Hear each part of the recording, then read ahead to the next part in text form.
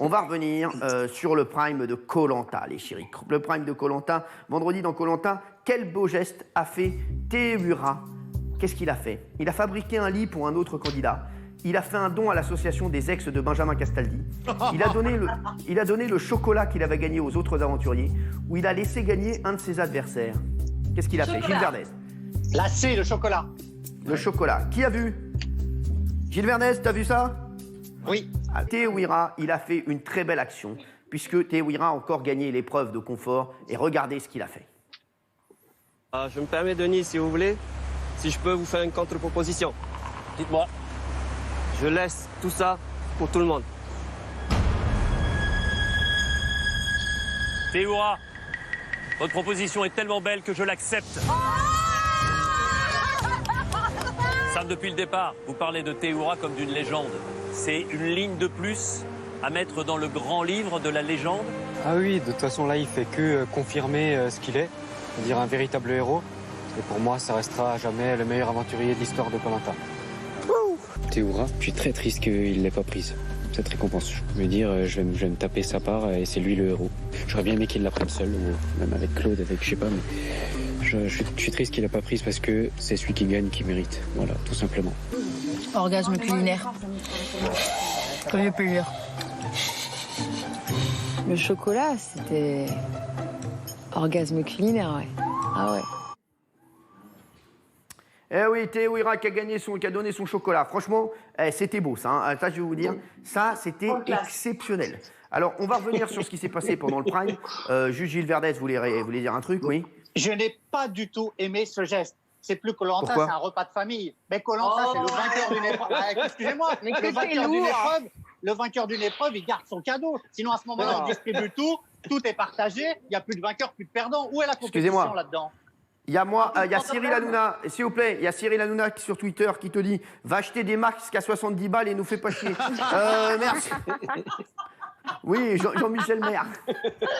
Mais vous êtes très agréable à écouter, mais vous êtes des enfants. Tout est stratégie dans Koh-Lanta. Évidemment, il se sent en danger. En offrant son cadeau de confort, il s'assure un peu de sympathie de la part des autres candidats. Mais on l'adore, Tehura, on l'adore. Mais c'est vrai qu'il est malin. Il est allergique au chocolat. Très dangereux. Voilà.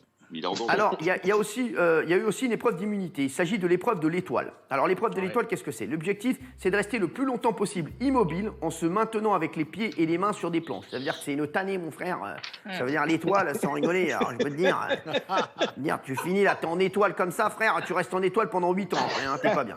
La particularité de cette épreuve, c'est qu'il n'y avait pas un, mais 2 aventuriers qui ont finalement pu remporter l'immunité. C'est une des premières fois que ça arrive.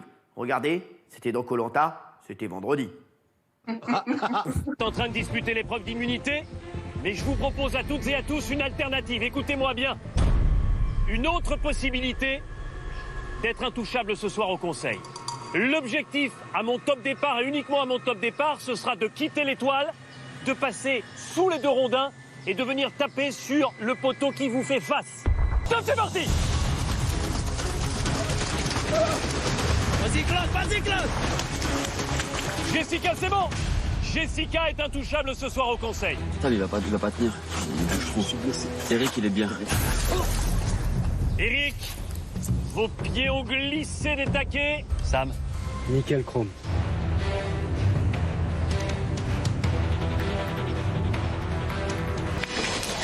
La victoire pour Nawel! Vous avez tenu Nawel pour l'emporter 1 heure et 4 minutes. Bravo! Ils sont restés 1 heure et 4 minutes à faire l'étoile. Hein. Moi, je peux te dire, moi, sans rigoler, je peux faire à ce prix-là, je peux faire l'œuf. Pour 1 heure et 4 minutes. Ils veulent que je fais l'œuf. Oui, Jean-Michel Maire. Ouais, c'est une épreuve, j'aurais été un matin parce qu'avec mon oignon, j'aurais bien accroché, moi, sur le taquet. Bon, sortez-le. Oh là là, mais quelle lourdeur. Alors, les chéris, sachez que vendredi, les stratégies étaient de retour et certains aventuriers se sont mis en tête de trouver un collier d'immunité. Alors, Tehura a réussi à en trouver un, et c'est pas le cas de Sam, mais Sam a tenté un coup de poker. Regardez, Koh-Lanta, ça a cartonné samedi soir. Regardez.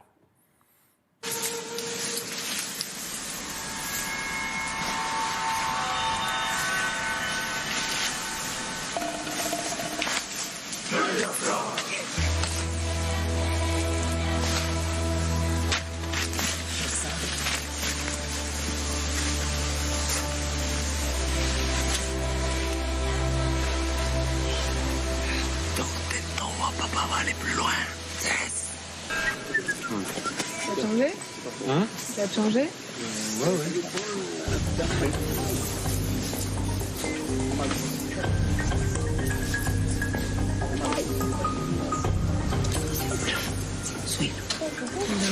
C'est bluff. C'est bluff. Il est inconnu, mais il a rien. Alors voilà, et donc Sam a été éliminé lors du conseil. Alors, Koh-Lanta, ça cartonne. Est-ce que vous êtes choqué du départ de Sam, pour ceux qui connaissent? Sam, c'est l'aventurier, c'était le meilleur aventurier de cette saison, hein, on va pas se mentir. Gilles Verdez.